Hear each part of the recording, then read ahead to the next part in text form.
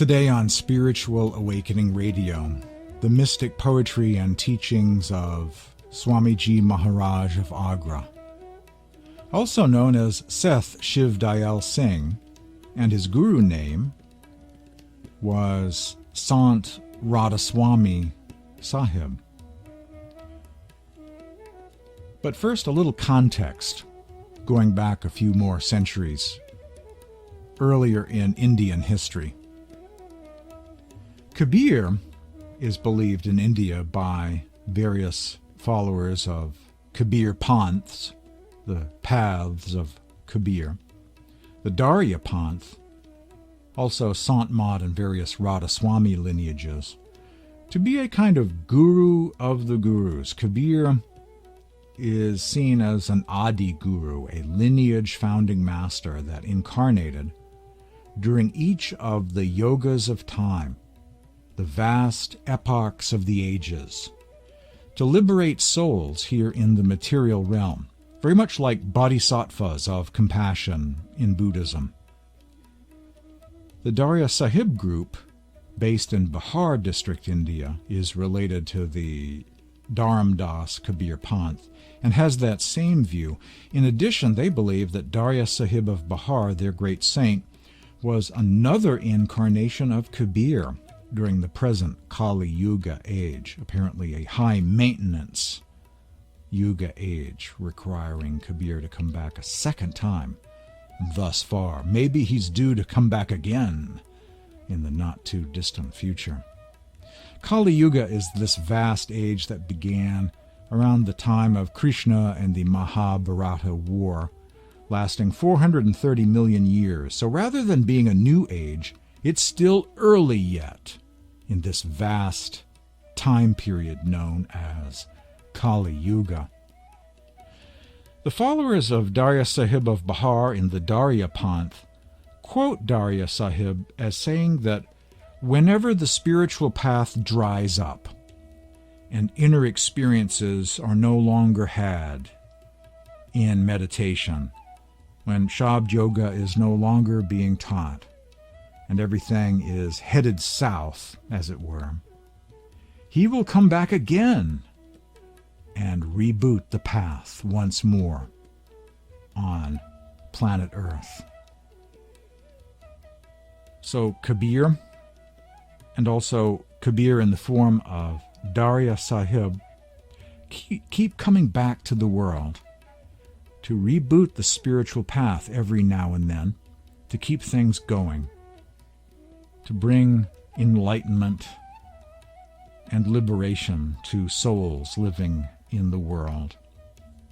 And when the path all dries up and dies off, their job is to reincarnate again for the purpose of starting it all over again, appointing spiritual successors who were worthy disciples to carry on after them for many more generations. And this is how it's always been. This is how spirituality is kept alive on planet Earth. Historically, this stance about masters having to reincarnate and reboot the path again is a kind of criticism leveled against the earlier paths. Criticisms leveled against Kabir Panths and other earlier Panths. Traditionally, there have been two initiations in the Sant movement. The first initiation, or instructions about meditation practice, is about Simran, or how to repeat sacred names and also practice the yoga of light, or inner seeing. The second initiation is about the yoga of sound, or transcendental hearing.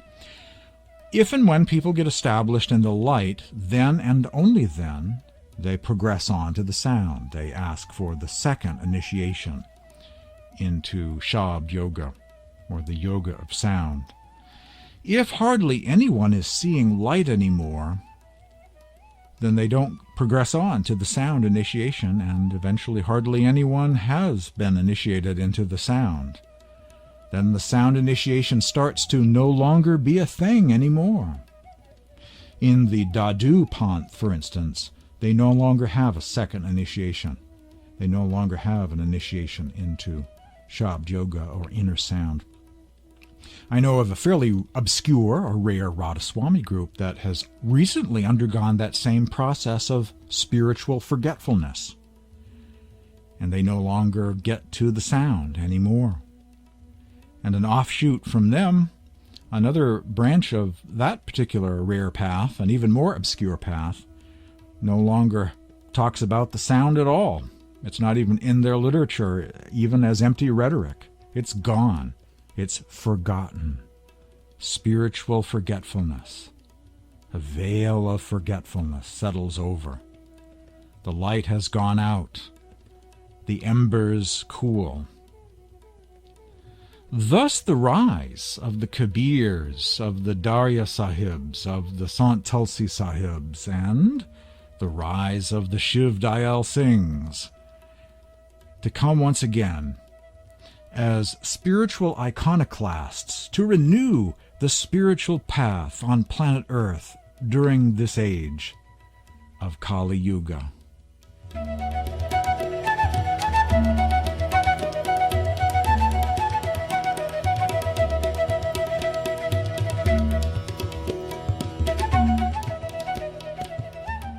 Gnostic or mystical paths reproduce very much like plants in the plant kingdom.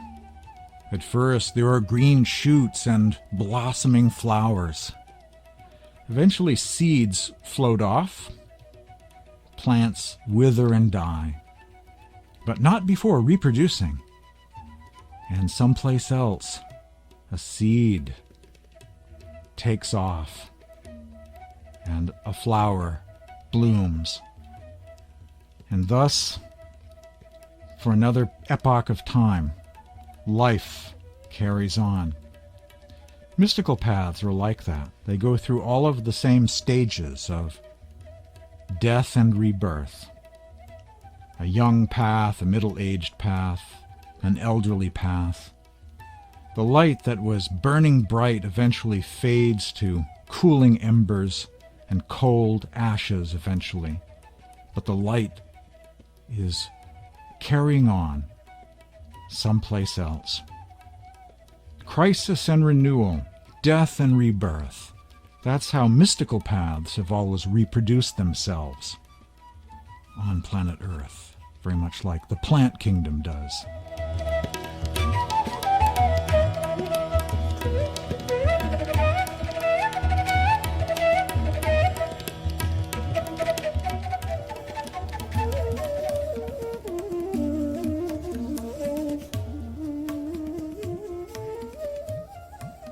Some mystic verses from Soamiji Maharaj's Sar Bachan Radhasoami poetry.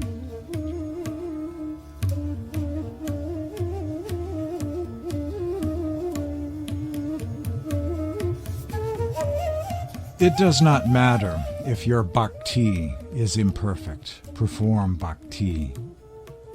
Radhasoami graciously declares that you should perform bhakti in whichever way you can. Here Soami Ji is using the word bhakti to refer to the spiritual path, along with its meditation practices. Bhakti is an Indian word for love and devotion, and with that comes meditation practice. He is saying that be courageous, whether you're all alone and have no support from family and friends, if they don't understand your interest in being vegetarian or vegan and practicing meditation and following these teachings, so be it. Be without fear. Live your truth. Carry on all the same. Be brave. Follow bhakti. And even if you aren't very good at it, keep at it. Perform bhakti in whichever way you can. Swami Ji says, give up the sense of prestige of the world. Banish fear and regard for caste and color. Fear not foe or friend. Forsake fear of parents. Heed what I say, perform bhakti. Do not be afraid of wife and children, of brothers and nephews, of mother-in-law and father-in-law, daughter-in-law and son-in-law. Cast off fear of your friends and acquaintances. Heed what I say, perform bhakti. Have no fear of kith and kin. Engage in bhakti. When you have resolved to apply yourself to bhakti, have no fear. You should perform bhakti. Should you fear those who are unaware of the secrets of the spiritual path? Perform bhakti. Let your mind be free from fear of all people. Listen to me, perform bhakti. An anchorite of one sect feels ashamed of that of another. They should perform bhakti. So long as you are not free from fear of all, you remain imperfect, so perform bhakti. Honor, dishonor, whatever befalls you, consider such to be the divine will, and keep on performing bhakti. Derive strength from the Master to face all sorts of situations. I tell you, my dear, perform bhakti. Nobody can cause you any harm. Why do you fear? Perform bhakti. Nothing happens without the divine will or maj, the divine plan of the Master. I tell you, my dear, perform bhakti. You are imperfect in your bhakti. That is why you falter. What more am I to tell you? Go on performing bhakti. Slowly and gradually, you will gain stability. There is no other remedy but to perform bhakti. One day your imperfect bhakti will become perfect. Give up hypocrisy, perform bhakti. Insincere and hypocritical bhakti will be of no avail.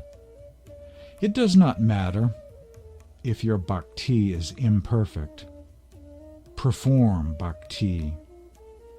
Radha-Swami graciously declares that you should perform bhakti in whichever way you can.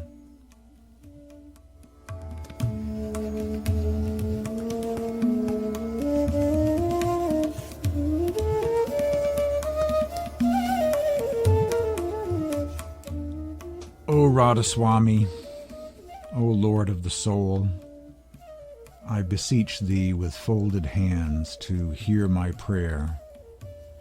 Thou art Sat Purush, the true original supreme being, and Sat Guru. Thou art the parent of all the souls or jivas. Be gracious enough to make me thine own, and extricate me from the snares of Kal Niranjan, the negative power. Sat Yuga, Treta Yuga, Dwapar Yuga have all passed. None knew about the path of the inner sound, the Shabd. In Kali Yuga, the Lord has taken mercy on souls and has openly given out the secrets of Shabd. He has incarnated himself here for effecting liberation of souls. He takes them across the ocean of worldly existence, the ocean of samsara, releasing me from the thraldom of the three worlds. He has granted me abode in the fourth realm, beyond Pinda, Ananda, and Brahmananda. Now I realize the status of Satnam and Satguru, the true name and the true master, above physical, astral, and causal realms. The first stage is illumined by the light, the jyoti, the flame. The second stage is Gagan, the mystic sky. Beyond is the third stage, where the moon is visible. Beyond the three worlds, beyond Trikudi, the void and the great void, is the throne with the umbrella of the sovereign in the region of the white resplendent light and incessant anhad shabd, the unstruck melody. It is to this sovereign that I address my prayer. May I be the recipient of happiness here and hereafter. O Lord, grant me abode in thy holy feet.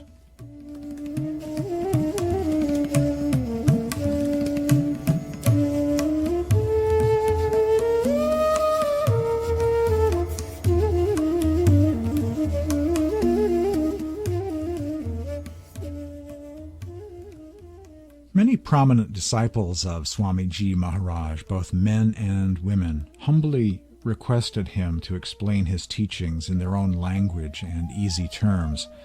The result, that was about 3 years before leaving the world, Swamiji dictated the poems called Sar Bachan Radhasoami Poetry. The spiritual classics Sar Bachan Radhasoami Poetry, Volumes 1 and 2, and Sar Bachan Radhasoami Prose by Soamiji Maharaj are very complex books, even in Hindi, and all the more so if the attempt is made to translate them into English. It took years for English translations to finally appear, especially of the poetry. Swamiji himself says, "How shall I openly speak of its process, the process of creation in the physical plane, the material universes, and the astral dimensions, and Brahmanand, the universal mind realms? This best remains confidential, for none can comprehend its secrets and idioms, which I will have to employ to reveal them." Unquote. Swamiji's mystic verses are quite intricate with layers of meaning and contain countless terms for various heavenly regions, states of consciousness, visionary and auditory experiences he encountered as he was in communion with his beloved Radha-Swami, the Lord of the Soul.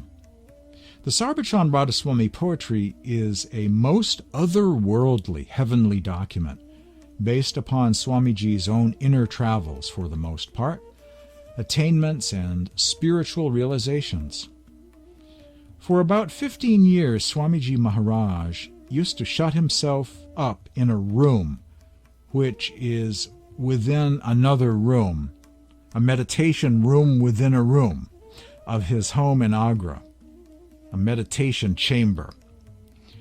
He was all the time absorbed in the bliss of Surat Shabd yoga. After this period of deep exploration of the inner regions or heavenly realms and union with his beloved Radha-Swami in the highest spiritual plane, Swamiji emerged and began his mission of public satsang, or spiritual gatherings, and teaching people, initiating them into meditation practice. His writings are very otherworldly. He is considered to be one of the greatest mystics in the history of India, an incarnation of the Lord of the Soul from the 8th plane, far above and beyond, the revelation of the unknown God, a very powerful soul indeed. In January of 1861, Swamiji started publicly explaining the methods of the saints, or Sant Mat, to a few people who gathered at his home in Agra. This satsang meet-up continued for nearly 17 years, during which period about 4,000 persons, men and women, Hindus, Muslims, Jains, and a few Christians who were initiated by him into the path of the saints, or Radhasoami Mat, the path of the Supreme Being. Most of these were householders, but some, about 300, were sadhus, essentially monks, if you will. Swamiji even makes use of some Persian and Sufi mystical terminology at times in his poetry, and composed some ghazals in Persian. It's a very deep and beautiful book very much in the spirit of Rumi. Rumi is the only mystic quoted in the Sar Bachan by Soami Ji. He has that lover of the beloved spirit of devotion of Rumi, but the otherworldly technicalness of heavenly realms, technical details, to the point where you need to have a glossary of the Radha-Swami faith in hand as you read the Sar Bachan Radhasoami poetry. More about the teachings of Soamiji Maharaj, Shiv Dayal Singh of Agra, India, the great saint of Agra, after these messages. You're hearing Spiritual Awakening Radio. Stay tuned for more coming up.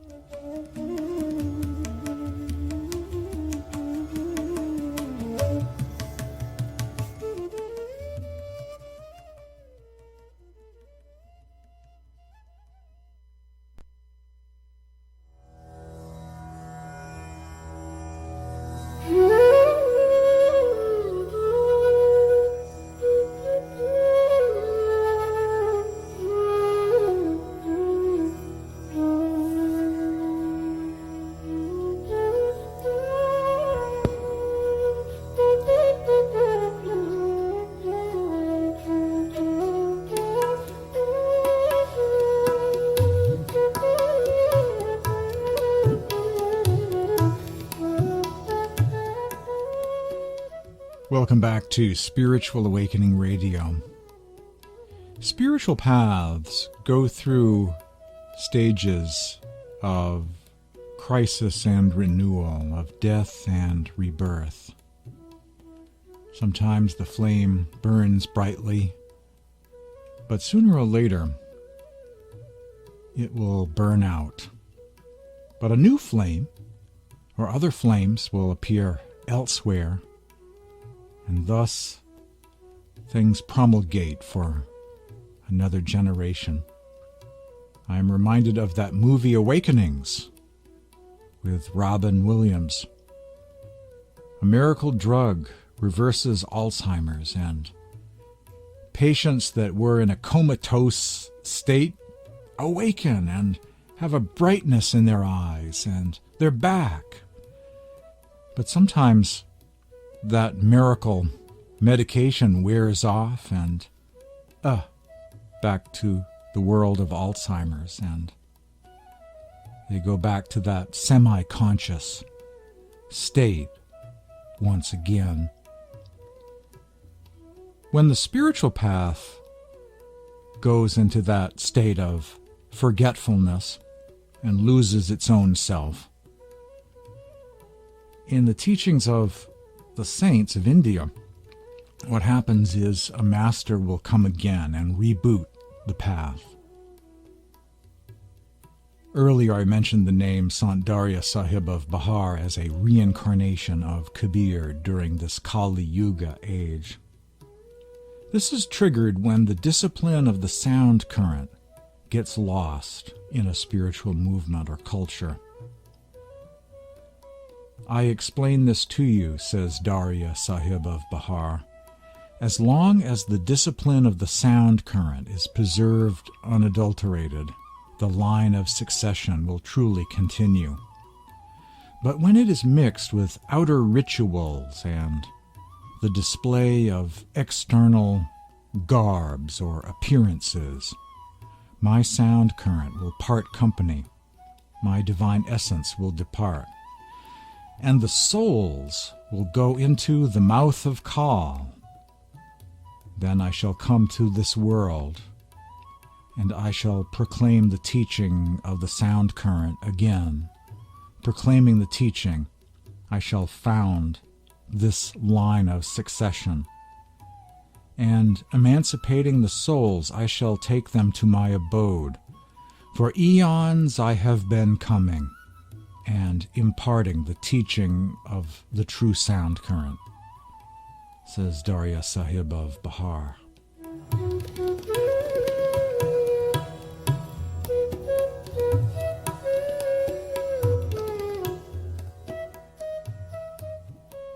Kabir, or Darya Kabir, is the reincarnating master, like the bodhisattva of compassion that keeps coming again and again to reboot the spiritual path, the mystical path in the world.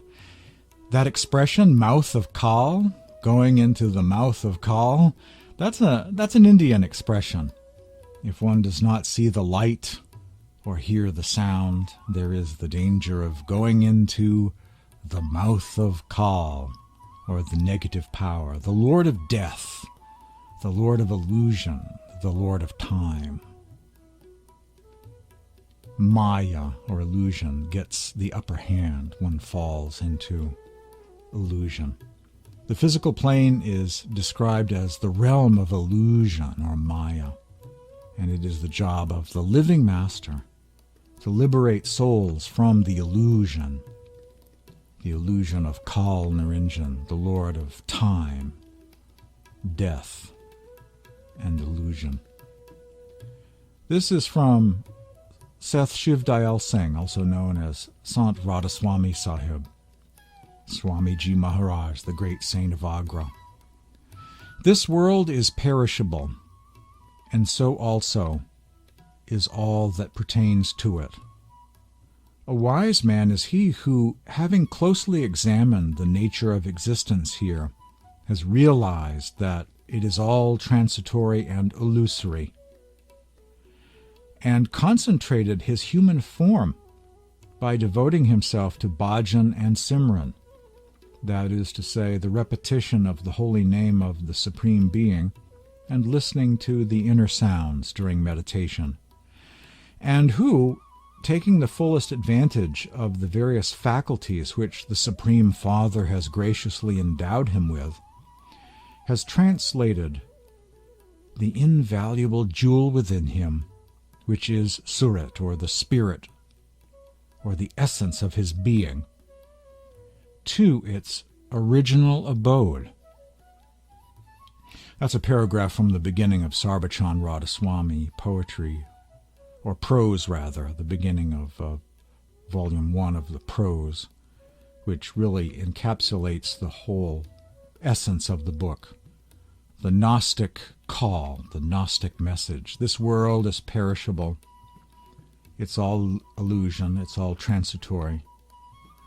And blessed is that awakened soul who is sanctifying this human life, making it holy, making it sacred, by devoting himself or herself to spiritual practices such as the repetition of God's name and contemplating the inner sound, and making use of this rare birth for the purpose of going back home again to the original abode, finding that jewel within, what some Gnostic Gospels call the pearl of great price. Here, the invaluable jewel within, the jewel of our true self or higher self, the soul, the Surat, the spirit entity, our reason for being. After the break, more teachings of Seth Shiv Dayal Singh, a.k.a. Soamiji Maharaj, the great saint of Agra, India. Stay tuned for more after these messages.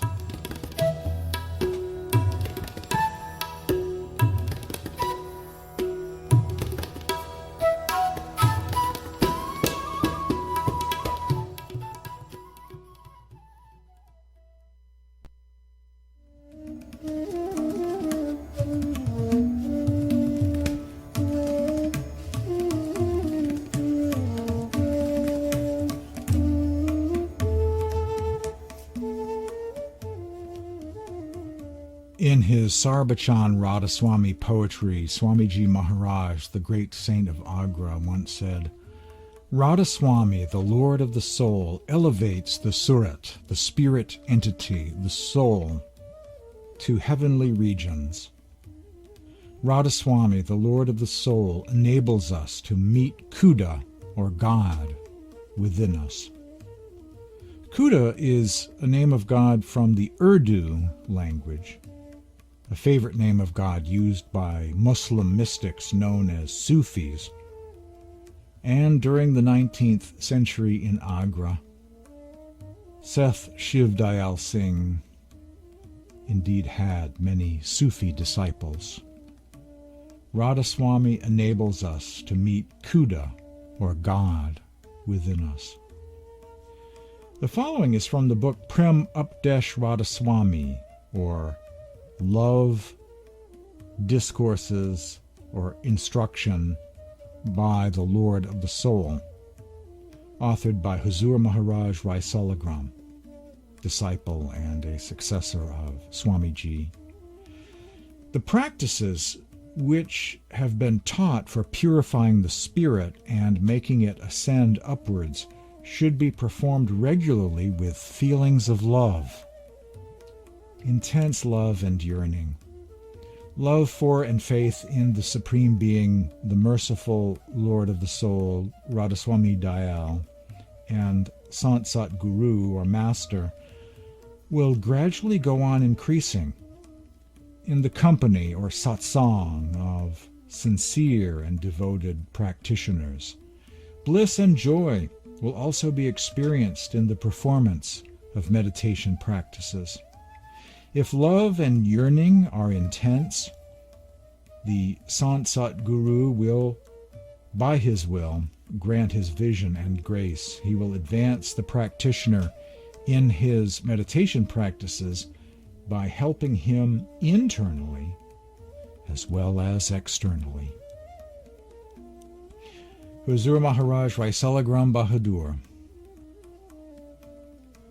And one of the signs of successful concentration at the third eye center and going within in meditation is a spiritual high, an elevated state of consciousness, a certain amount of bliss and joy. The Hindi word is Ananda. So it's not just a matter of doing one's duty, looking at one's watch, saying, hey, I've meditated for today, so therefore I don't feel guilty. Not at all. It's about much more than that. It's about a bit of bliss and joy, a little bit of Ananda. The power of the sound is what makes it possible to gain mastery over the serpent mind. In the same way, the snake is enraptured by the snake charmer's playing of the recorder. The snake comes out of the basket and is absolutely focused, riveted, in rapt attention, listening to the sound of the recorder played by the snake charmer. So too, the serpent mind is only conquered by the inner sound, the Anhad Shabd. In the present time, says Swami Ji, the jiva soul is unable to do anything else except the bhakti, or devotion, of the Satguru and the practice of Surat Shabd Yoga. And if anyone resorts to other methods or means, it's like beating about the serpent's hole, which will not kill the serpent. The only effective means of catching the serpent of the mind, controlling the mind, the thoughts of the mind, is worship of Satguru and the practice of Shabd. By no other means will it come round. By no other means will it be subjugated. A million other methods will fail to tame it. It will submit only by listening to that melody. The yogis practice their own methods, while the learned are busy with knowledge and discussion. Ascetics wear themselves out with penances, and celibates with their struggle against lust. Says Swami Ji, Dhyan yogis only delude themselves in mental contemplation.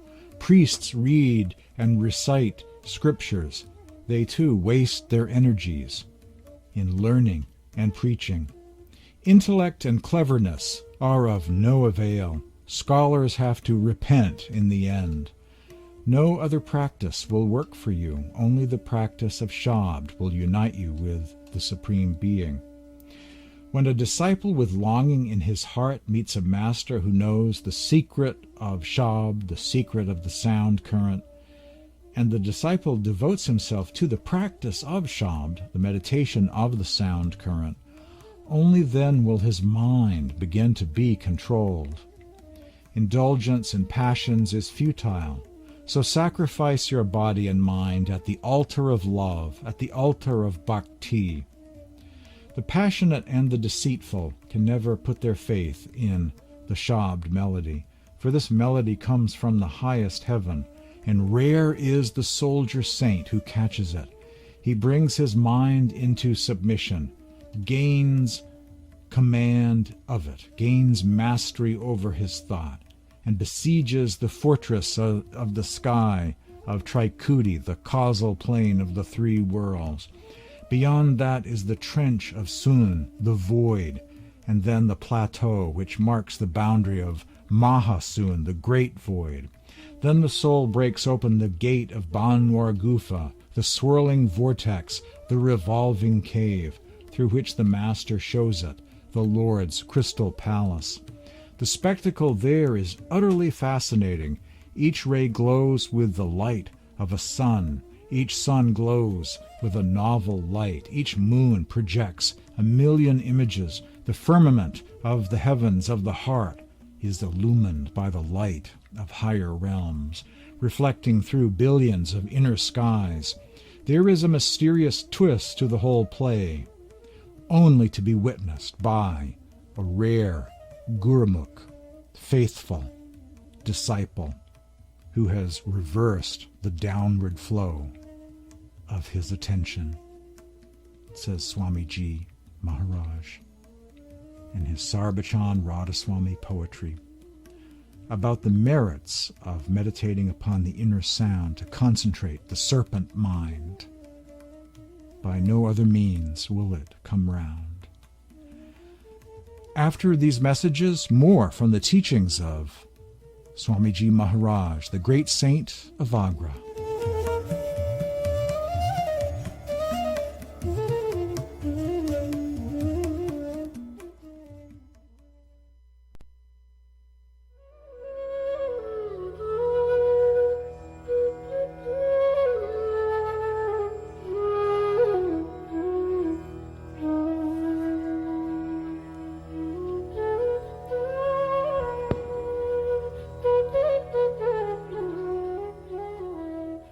Soamiji Maharaj, the great saint of Agra, India, was initiated at a young age by his spiritual master, who was Sant Tulsi Sahib of Hathras, India.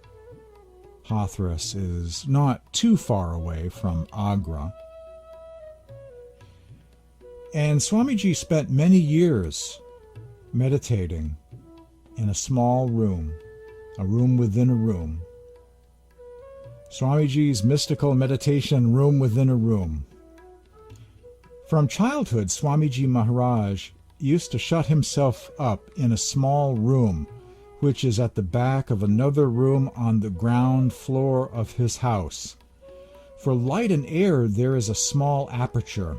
Otherwise, no noise can reach within. This room still exists today in a renovated form and is considered as one of the most sacred and hallowed of places. That's a passage from the Biography of Babuji Maharaj, published in Agra, India. And you know, we too can follow Swamiji's example and also have a darkened meditation room to meditate in.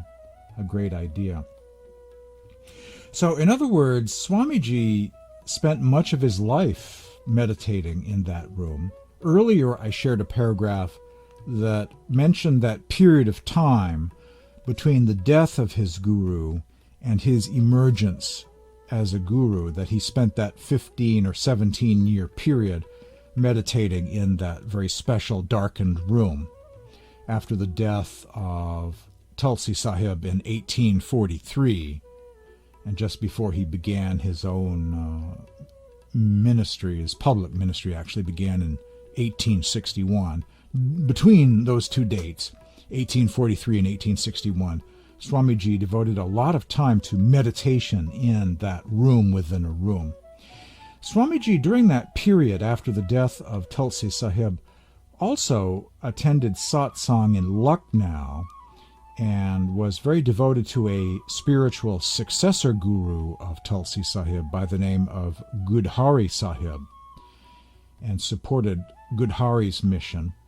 I've actually written a paper on that, published in Sachkhand Journal. I can send you a link to it if you like, calling attention to this lesser-known guru called Gudhari Sahib, a successor of Tulsi Sahib and guru of Swamiji during that period of time between 1843 and 1861. Gudhari Sahib passed on during the month of August 1860, and then just a few short months later, early in 1861, Soamiji Maharaj began his own public mission. He actually had a few disciples prior to that date in the late 1850s, including Baba Jamal Singh and Huzur Maharaj Rai Salagram, and a few others, a small circle of disciples. But really in 1861 is when Swamiji went public and founded the Radha-Swami Satsang. He proclaimed, Radha-Swami is immensely pleased to bring these hidden secrets out into the open. That's from the Radha-Swami poetry of Swamiji. Those hidden secrets are now disclosed freely to all those who happen to notice, all those who can appreciate. The name Radha-Swami was eventually adopted as the mantra, as the Maha Mantra, the great sacred name of the group. Radha-Swami Nam, whosoever recites, gets across the ocean of life, troubles vanish, bliss abides, and gone, complete, all strife. Now I give out openly that Radha-Swami, the Lord of the soul, is that Mool Nam, that root name, that great name, or Maha Mantra. You should grasp the significance of this revelation, says Swamiji Maharaj. The name Radha-Swami became the mantra of the group. Devotional practices of the Radha-Swami Satsang of Agra, India. 1. Simran, the repetition of the holy name. 2. Simran with dhyan, the repetition of the holy name while simultaneously contemplating the form of the Master. 3. Bhajan, meditating upon the sound current, the inner sound. 4. Recitation of the books of the Masters, or listening to their recital in satsang. 5. Discussing the principles of the Radha-Swami faith, or listening to such discussion. 6. Thinking about and reflecting on matters pertaining to the Radha-Swami faith and its practices, and pondering them. And 7. Self-introspection, examining the ways of one's mind and senses daily, keeping them under control as far as is possible. Those 7 practices of the Radha-Swami faith are found in the book Prem Patra Radha-Swami, Volume 1, meaning the Love Discourses of the Lord of the Soul, Volume 1, by Huzur Maharaj Rai Salagram. The 4 Sats. The term Sat in Hindi with Sanskrit roots means the eternal truth or reality of God. Here are the 4 Sats. 1. Sat Guru, the true master, or spiritual guide, or mentor. 2. Satsang, true meetup, true association, or spiritual fellowship. 3. Sat Anurag, true love, true bhakti. And 4. Satnam, the true name, also having the double entendre meaning of Sat Shabd, the true sound. Mantras of language sooner or later give way to the inner eternal name of God, which is the sound current. You've been listening to Spiritual Awakening Radio. My name is James Bean. My website is spiritualawakeningradio.com. Visit my website. You'll find a donate button there, buttons that go to blogs and articles, podcasts. Many different things can be found at the website, spiritualawakeningradio.com. To receive links, to receive information about this week's program and what was covered, send me an email at this address, james@spiritualawakeningradio.com, james@spiritualawakeningradio.com, or send me a text message at this number, 508-603-9381. Here in the USA, 508-603-9381. Thanks for listening to today's edition of Spiritual Awakening Radio. Jai Guru, Jai Satnam, Radha-Swami.